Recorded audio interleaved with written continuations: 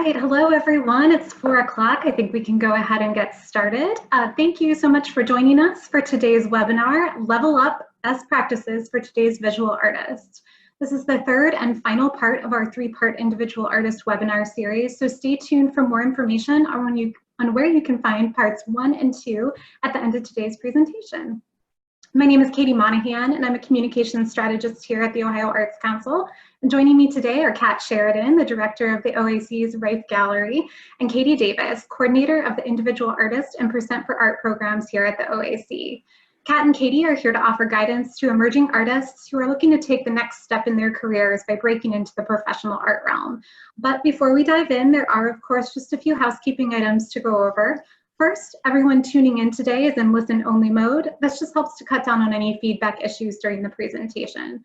But that doesn't mean that you have to stay silent. If you have a question at any point during the webinar, absolutely feel free to ask. There are 2 ways to do this. So if you're joining us in Zoom, go ahead and type your questions into the Q&A box in your control panel. And for everyone tuning in on Facebook Live, type your questions into the comment section of the Facebook live stream. And we will make sure to leave plenty of time at the end for those questions. If you have audio issues or trouble connecting, we recommend refreshing your browser. And if that doesn't work, try logging off and logging back in. And also, please keep in mind that because we are broadcasting from our homes, there may be variations in internet signals. So if the sound fluctuates, you may just need to adjust your volume. And finally, we are recording this webinar, and the recording will be available on our webinars page at oac.ohio.gov/webinars and on our YouTube channel by the end of the week. So if you aren't able to listen to the entire live webinar today, or you want to go back and re-listen or share it with a friend, you'll be able to find it in either of those locations. All right, I think that does it for housekeeping items. On to the main presentation. As I mentioned, today's speakers are Kat Sheridan and Katie Davis. Kat is the director of the OAC's Riffe Gallery, a gallery that celebrates and showcases the myriad professional artists who reside and work in the state of Ohio and the collections of the state's museums and galleries.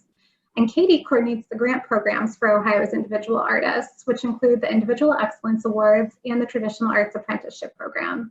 She also helps coordinate the Ohio Percent for Art program and assists with the Ohio Online Visual Artist Registry, the Artist Opportunities Database, and other resources and initiatives that support and highlight Ohio's many talented artists. In addition to the important work they do here at the OAC, Kat and Katie are also exhibiting artists themselves. Kat is a ceramics and mixed media artist, and Katie is a mixed media contemporary painter. And today they're here to talk about best practices for visual artists who are striving to get their work seen and who are looking to become a part of the diverse and layered creative networks in Ohio and beyond. So Kat, Katie, thank you so much for being here today. Let's go ahead and get started. The floor is yours. Thank you, Katie. All right. Many of you know the Ohio Arts Council and the resources that we provide, but some of you might be new to the agency. So let me share that the Ohio Arts Council is a state agency that funds and supports quality arts experiences to strengthen Ohio communities culturally, educationally, and economically. With funds from the Ohio Legislature and the National Endowment for the Arts, the OAC provides financial assistance to artists and arts organizations. The council accomplishes this charge in 2 ways. First, through the various grant funding programs that the council operates to provide support to artists and to make arts activities available to a broad segment of Ohio's public. And secondly, by providing services that help to enhance the growth of the arts. Our agency is led by Donna Collins, Executive Director, and Deputy Director Dan Katona. We're thrilled to work with the OAC leadership and staff to carry out our mission, which includes supporting Ohio's artists. All right, the first topic for today is how to find the right venue for you when you show your work. This is something that can be a little confusing for emerging artists, and there is a strategy that can save you time and allow you to feel more in control of your career. To start, I'm going to tell you a fact that I actually didn't know until a few years into my career. There are multiple types of galleries and places to show your work. The first one I want to touch on is the commercial gallery. So this is a gallery that makes its money exclusively by the exhibition and selling of artwork. They tend to be a little bit choosier about who shows with them, typically showing mid-career or late career artists. They work with collectors, and they tend to take a higher commission percentage than some of your other gallery options. The next one is the consignment gallery. This gallery also makes some of its money by retail sales, but instead of keeping a smaller number of artists, they show many different types of artists. An example would be a frame shop gallery or galleries that have invitational rotating exhibits with a variety of artists and work. Most galleries are going to fall into this category. These places aren't afraid to mix jewelry, textiles, and handcrafted furniture pieces with a variety of wall art. The next is the nonprofit gallery. This type of gallery does not depend primarily on art sales for funding. So this means that they can show more experimental work. This is often a really good starting place for emerging artists that are trying new modes and materials in their work. The next is the co-op gallery.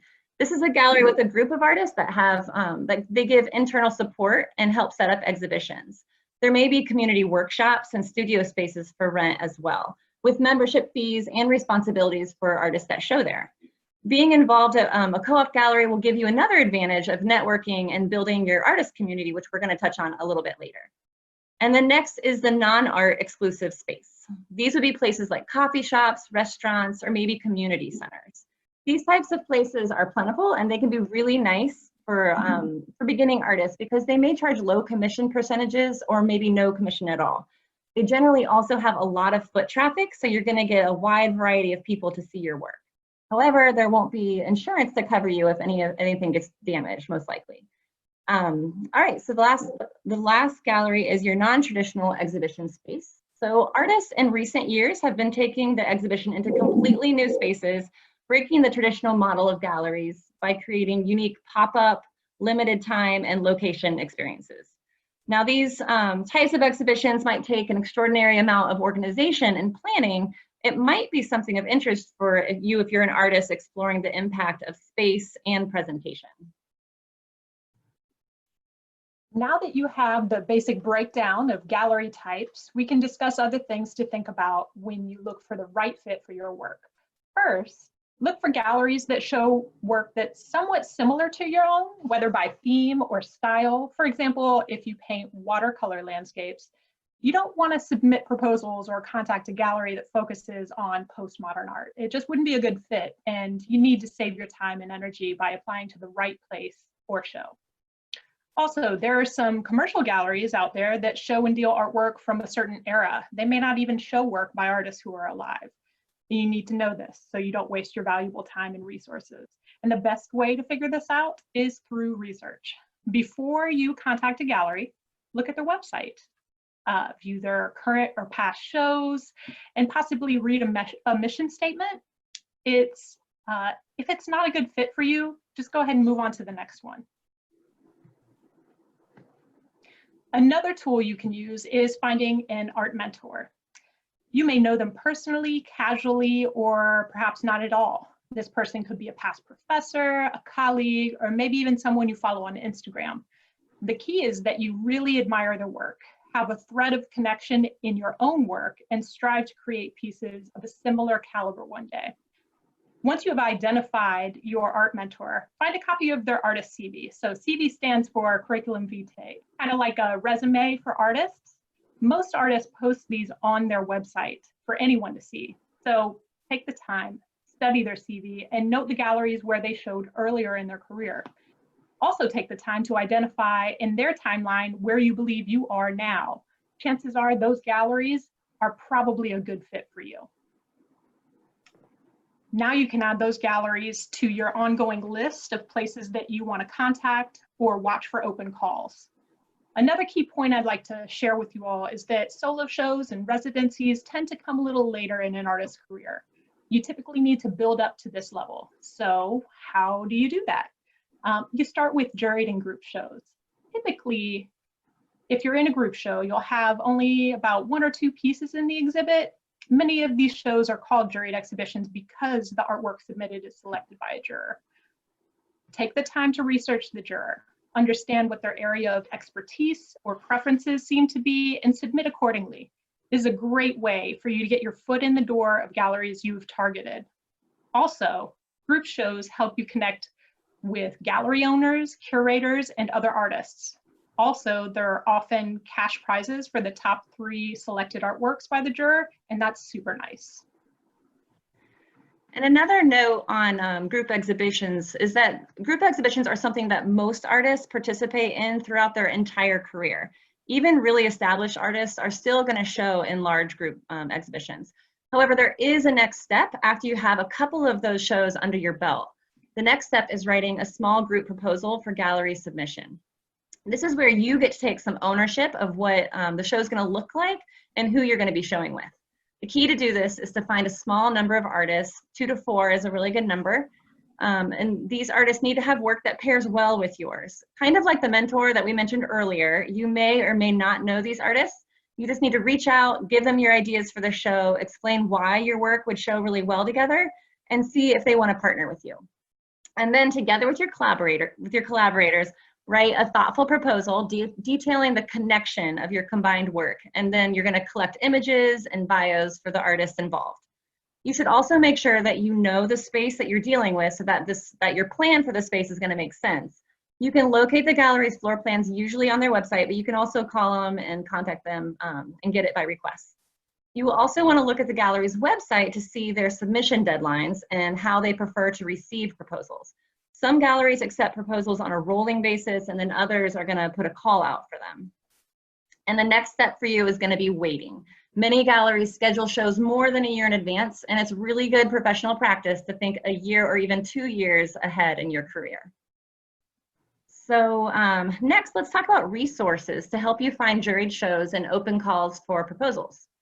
Submittable and Art Call are great choices to find shows, and the New York Foundation's page called The Source is another reliable site to check out. This site was created to provide artists with information about organizations that give support through grants, professional services, career advice, exhibitions, among other things, and you can check it out frequently.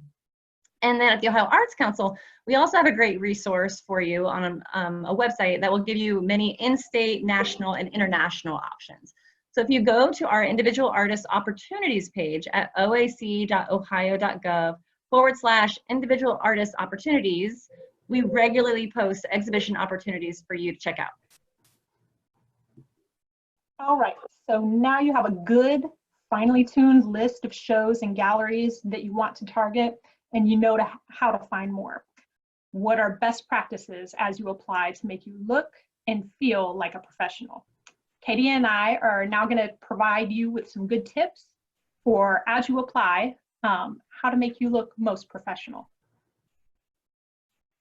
First, have great images of your work. If you need to pay a photographer, do it.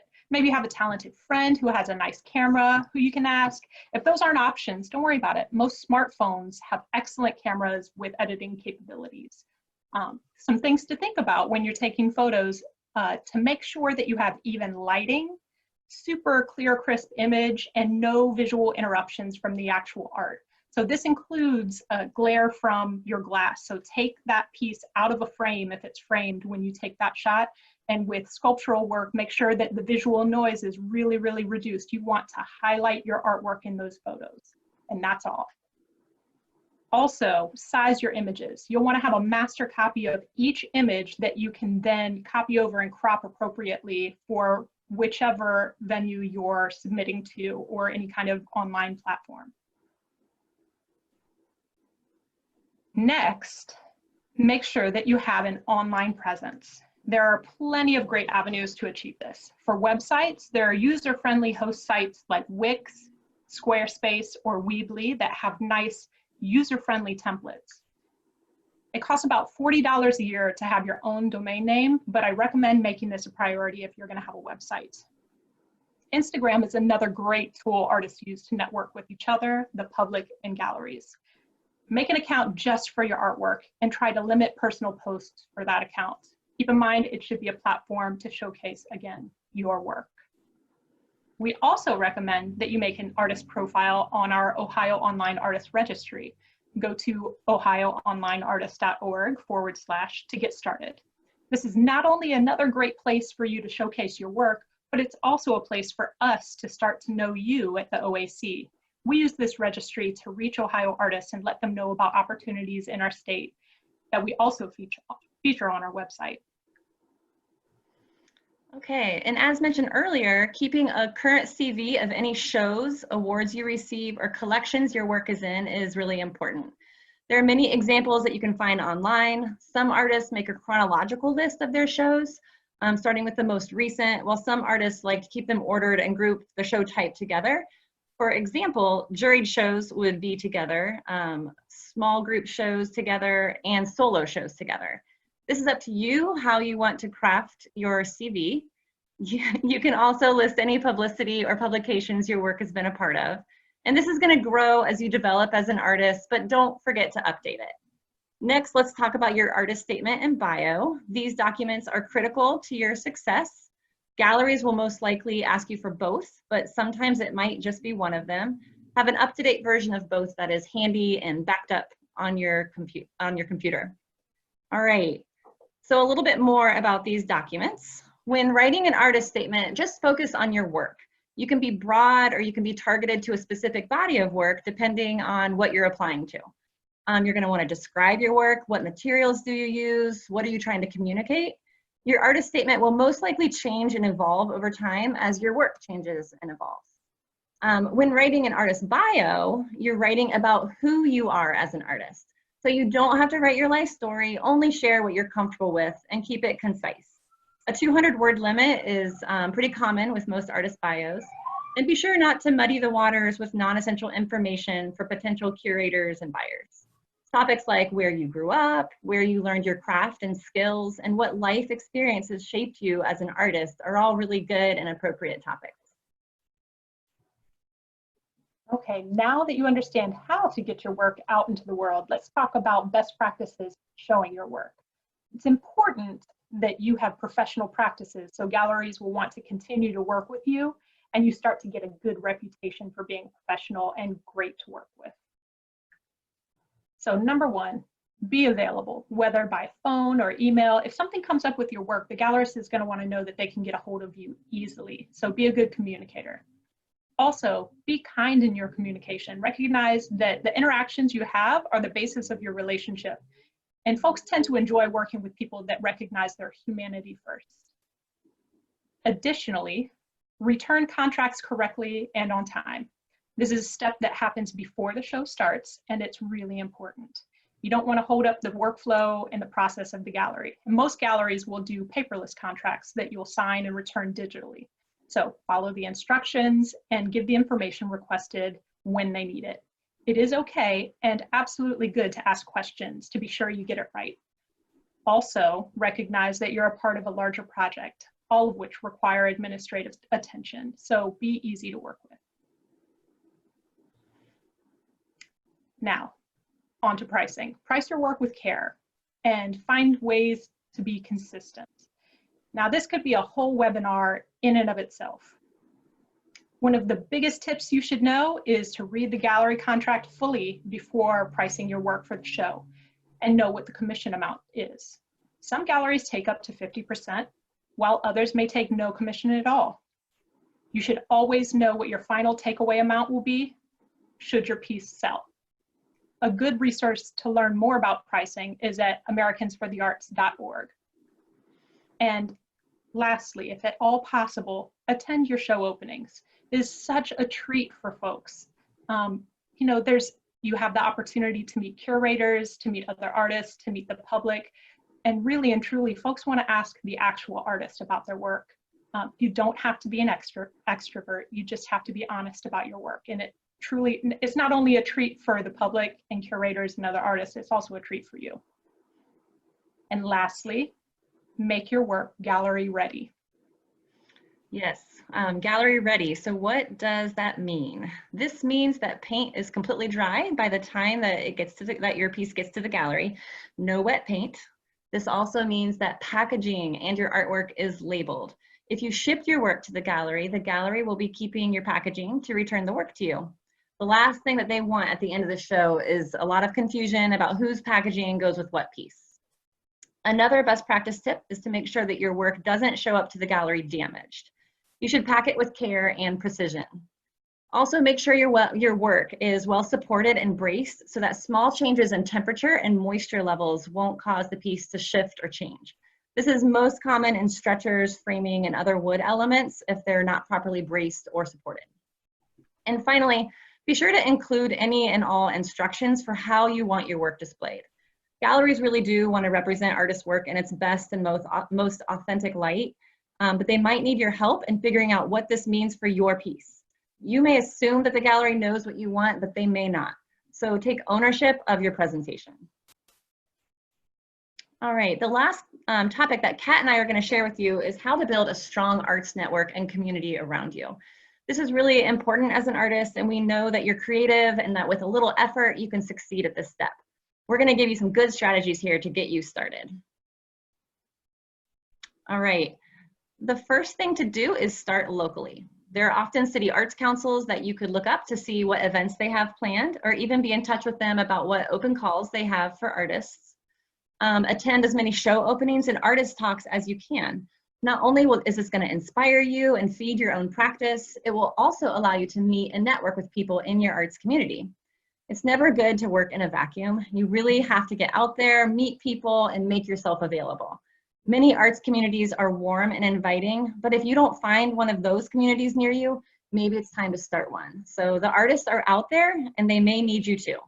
Community isn't going to find you. You have to get out there and find it or make it. In addition to finding community through social opportunities, sometimes the best way to test the water with an organization or a community is to give a little bit of your time. So often organizations need volunteers or a helping hand here and there. So you can identify what your personal strengths are that could be of service and offer a little bit of your time and effort to see if it's a good fit for you. How you show up will also help that organization to see you as an asset and a key component to the community. And I'll add that this should really be a mutual relationship, one where both you and the organization benefit. Another suggestion to connect is to connect with an artist or curator to critique your work. It is good for two reasons. First, you can get valuable feedback on your work, which is crucial for any artist's practice. And secondly, it will give you the opportunity to connect with someone who you may not already know in your community. If they don't feel comfortable meeting in person, offer to meet via Zoom and screen share images of your work. Please note when pursuing this type of relationship that everyone's time is one of their very most valuable assets and should be treated as such. Another thing to think about is to have your studio in one of the more visible artist co-op buildings in your town. Many towns and cities convert old warehouses into studios for artists to rent. It can be a little bit more expensive, but it may give you more visibility and connection to other artists. Many of these studio communities open up their doors once a month to let the public see what they're up to and to sell work. It's a great time to scope out a space and see if it feels like a good fit.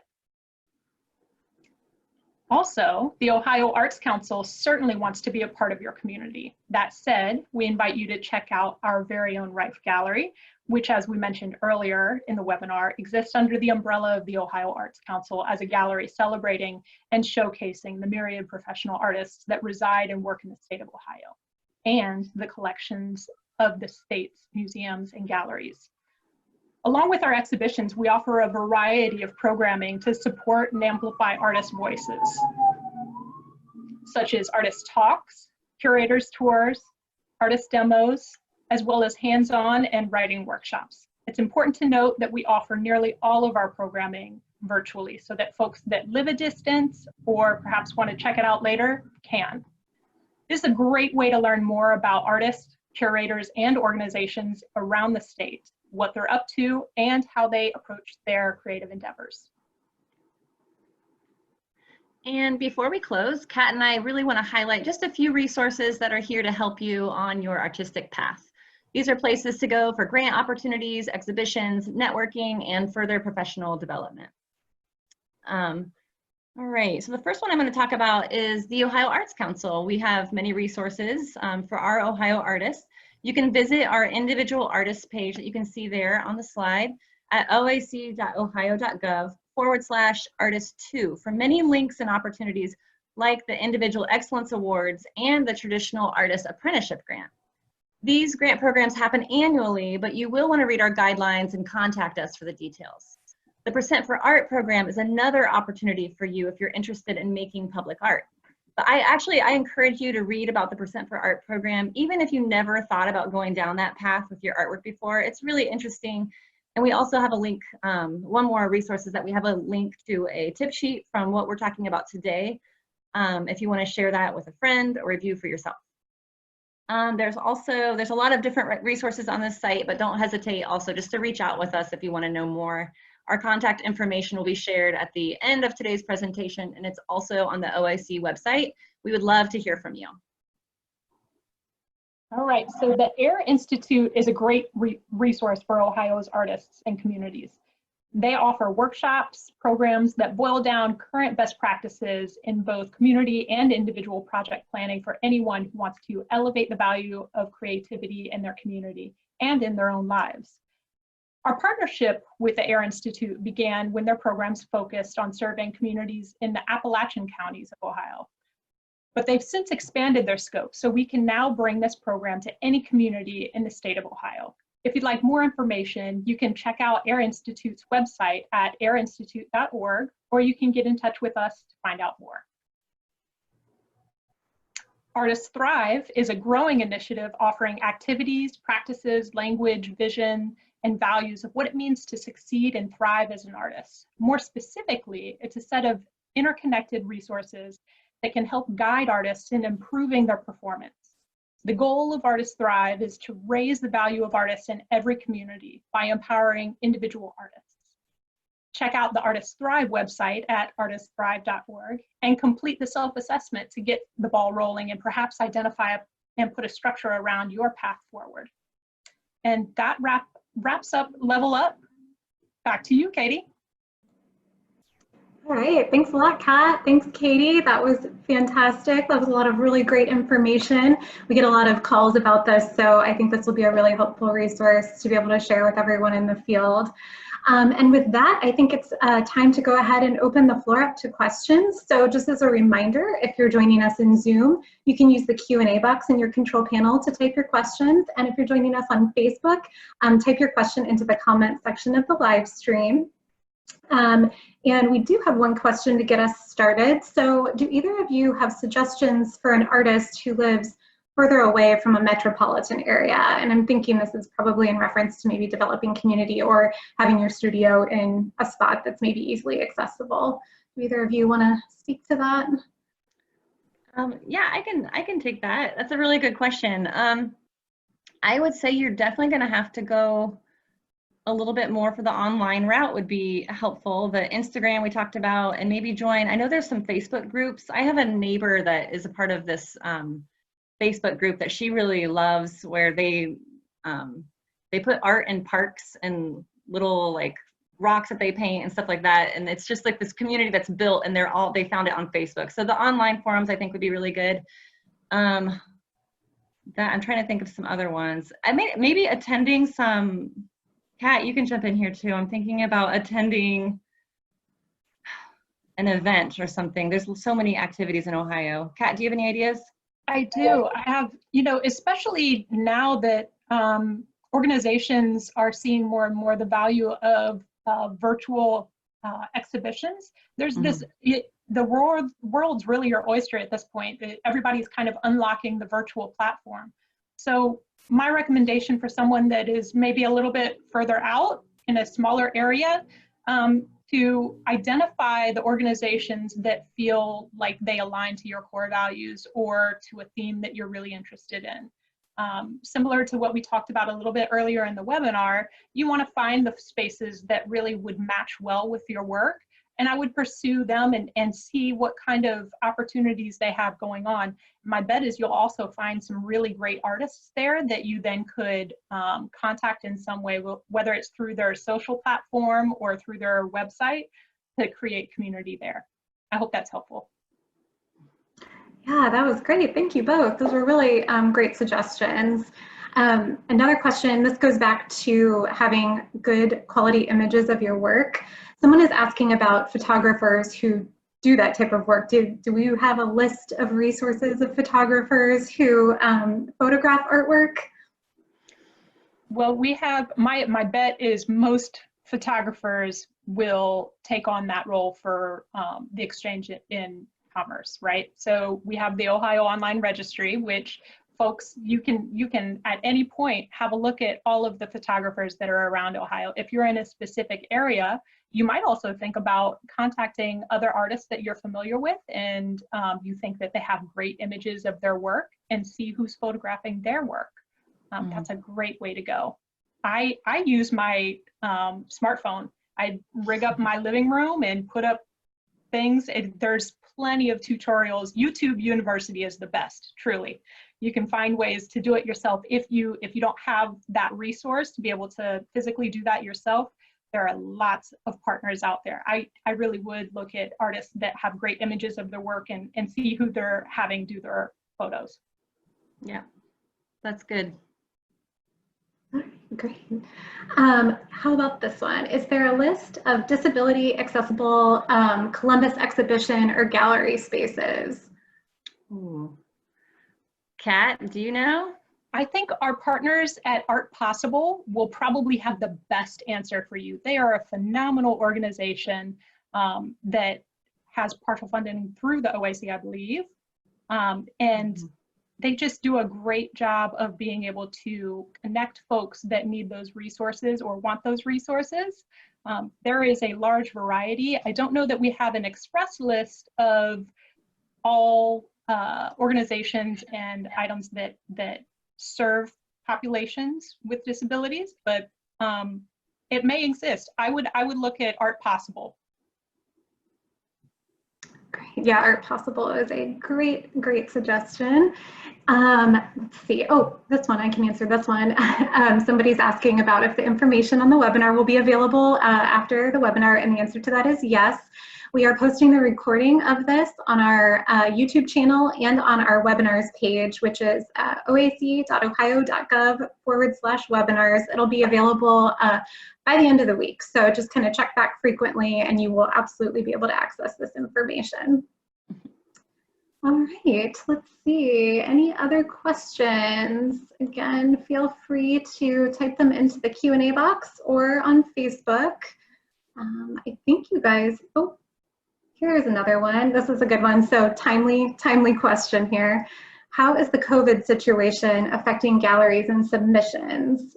Are galleries going to continue focusing on online exhibitions? Kat, you have to take this one. I can answer some of it, but this is definitely your domain. Yeah.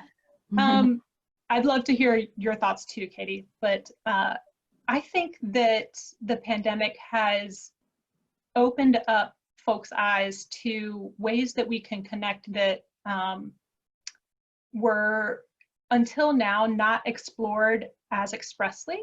So I think, because certainly in the Riffe's case, we've seen this kind of door open for increased accessibility that we want to make sure that we continue. I think most organizations see the push to online as creating opportunity for more viewers, and that's always better. Did that, I think that maybe answered the question. But Katie, you want to? I can't speak for, I guess just as an artist, I think a lot of artists have enjoyed having the online exposure. And I agree with Kat. I think that a lot of galleries have realized that it is allowing just a different variety of people to access the work. And so what I would like to see is a little bit of both going forward. When COVID is over, hopefully one day, I hope that their galleries would do a little bit of both, because that would be more inclusive just to a lot of, and also the people who live away and can't make it can still see that work online. So I do feel like it's opened up the audience to be wider. I hope that. I'll add one last thing, in that I think that artists by nature and organizations that support artists, kind of an underpinning value that exists naturally there is creative problem solving. So we're given the problem of a pandemic and the inability to meet in a public space or the social distance within that public space. We're problem solvers. So I think that we're going to see a lot of really wonderful solutions come out of this. Yeah, I think so too. Yeah, I think it's an interesting time. There's been a lot of challenging things about this time, but also some interesting good things have come out as far as accessibility and kind of rethinking the way that we do things. So it would be interesting to see how this carries on into the future and post-COVID times. Do either of you know of any tutorials or webinars about grant writing for artists? Any good resources for that? I know they are out there and I have seen some, but I don't have them handy in front of me. So I am happy to email that person some resources. If you can get their name, Katie, that'd be good. Yeah, absolutely. We will track, we will get your contact, we have your contact information and we will get back to you on that. Yeah, definitely. I know there are some out there for sure. There are organizations like Creative Capital that all you got to do is write in help with grant making in Google and you'll come up with a ton of them. But also I think we have probably some pointed ones in Ohio that would help. Let's see. I think that is, oh, yes. So people are asking about the grant writing resource. A lot of people are asking about information on the grant writing resources. I think what we can do is post a resources page, post a resources sheet along with the recording on the webinars page on our website, and so people can have access to that information that way. Okay. Let's see, any other questions? Last call here. All right, I think that does it for questions. We'll go ahead and wrap this up. If anyone else has a question, absolutely feel free to keep typing them in. If we don't get to your question, if we have time, there's a few more things I want to go over here, but if we run out of time, we will follow up with you within the hour after that webinar concludes, so no worries on that. And next, if you have a more in-depth question and you could benefit from some additional time with Kat and Katie, you're in luck. They're holding a limited number of one-on-one follow-up sessions for our webinar attendees. And these mini virtual meetings are scheduled in 15-minute blocks between 3 and 5 p.m. this coming Friday, July 10th. Space is limited. There are only 8 slots available on a first-come, first-served basis, so don't miss out. You can secure your spot by visiting the link that you see there on your screen. And as I mentioned earlier, this was part 3 of our 3-part individual artist webinar series. So if you missed parts 1 or 2 and you'd like to check them out, recordings of each presentation are available on the OAC's webinars page, again, at oac.ohio.gov/webinars. You'll also find a recording of today's presentation there by the end of the week. And before we sign off, I just want to let everyone know about a new project that we launched earlier this spring in response to the coronavirus pandemic that may be of interest to you as artists. The Ohio Arts Beacon was inspired by our board member, Tina Husted, and it was created to give Ohio artists a place to share, connect, and cope with the challenges presented by COVID-19. And since its launch, we've featured nearly 2,000 maybe someday, 200 works from artists of all ages, including poets, dancers, composers, painters, and photographers. And the community of creators continues to grow, and we'd love to have you be a part of it. Kat and Katie were just talking about the importance of community, so this is a great place for you to start. So I encourage you to give it a follow at Ohio Arts Beacon on Instagram. And of course, if you have something that you'd like to share, we would love to hear from you. Go to oac.ohio.gov/Ohio Arts Beacon and use the form to share your work or share your story. Let us know how you're coping with the COVID-19 crisis, how it's impacted your work, what you've been creating, or where you're finding the light. You could be our next featured artist. And speaking of COVID-19, just a reminder that there's a section of the OAC's website specifically dedicated to updates and resources for the arts and cultural sector related to COVID-19. So you can follow the link on your screen there to check out that information. All right. And I think that does it for today's presentation. Thank you again to Kat and Katie for sharing their expertise, and thank you to everyone who took the time to tune in today. You should now have all the necessary information to get out there and connect with your local arts community and get your work seen. Thank you, everyone. Stay well. Thanks, everybody. Thanks, everybody. Have a good night.